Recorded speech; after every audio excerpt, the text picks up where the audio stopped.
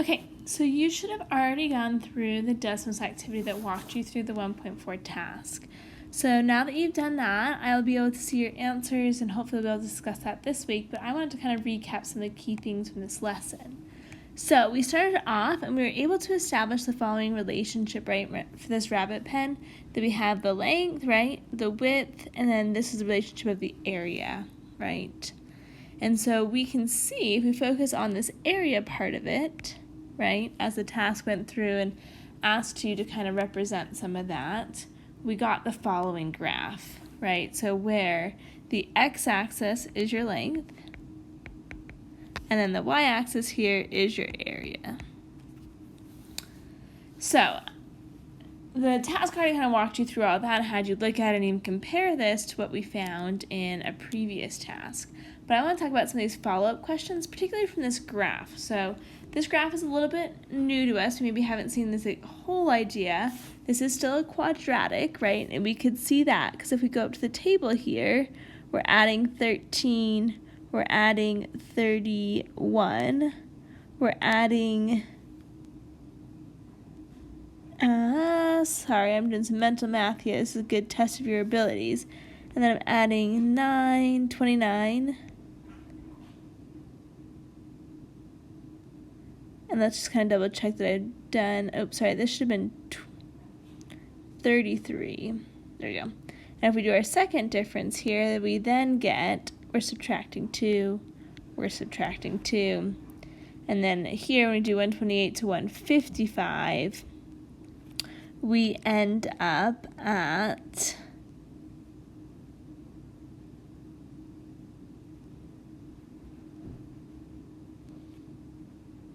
27, so once again we're subtracting 2.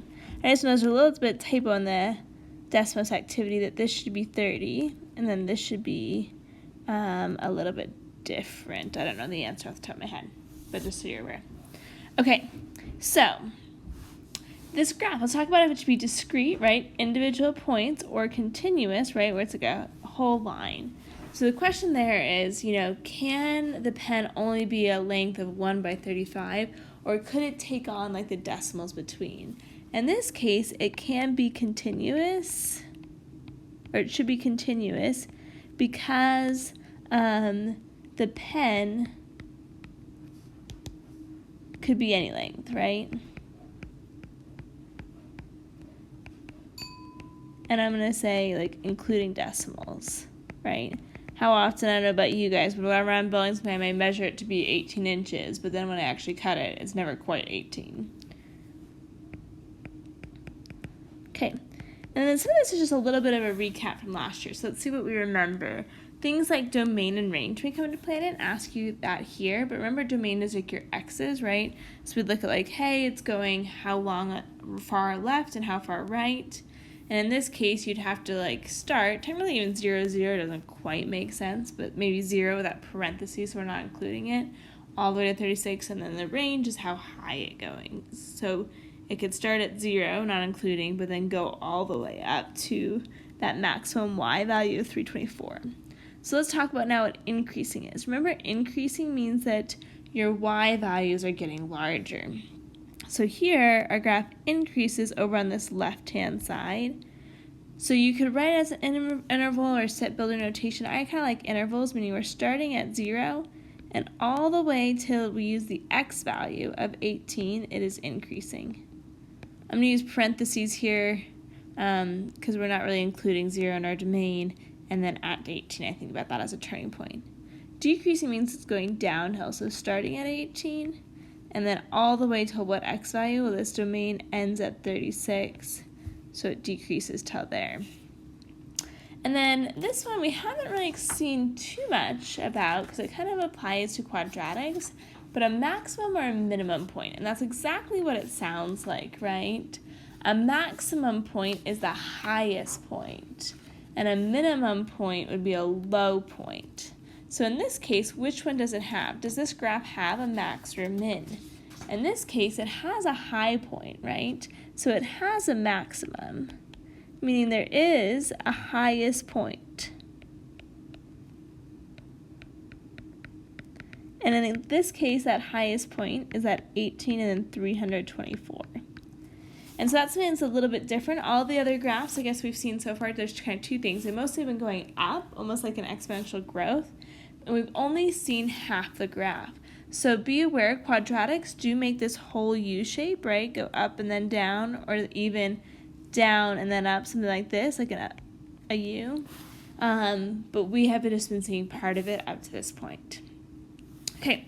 For the set part of your homework, it's going to be really similar to this part, right, where you're looking at length and width in the area, kind of establishing that relationship with the graph as well. But for the ready and go, I always like to give you a little heads up what those are going to look like. Let's review some of that together. We're going to look at slope again. Remember that? We did that before, the change in y or the change in x. And I gave you 2 points. So A is negative 3.7 and B is negative 5.17. Up to you how you want to do that. Let's do that first. But I kind of like the table. If you like to do it a different way, there is room for however you want to, but to get from 7 to 17, I'm adding 10. To get from negative 3 to negative 5, I'm subtracting 2. Remember to always go in the same direction. So I'm going top to bottom on the right, got to do the same thing on the left for your x's. So now slope is rise over run, right? So rise is your y's. We're changing up 10 and y, and we're running negative 2 for y. For x. So your slope here is negative 5. The follow-up question is this steeper than a slope of 2? So steeper than a slope of 2. And I wanted to kind of point this one out because, hey, if you have a slope of 2, 2 is definitely a bigger number than negative 5, right? But when you think about the steepness of that, this one's going, if we started a point, it's going up 1, 2, I'll do those 1, 2 over 1, and it's going to look something like this, right? As I connect the line, it's going to go like something like that.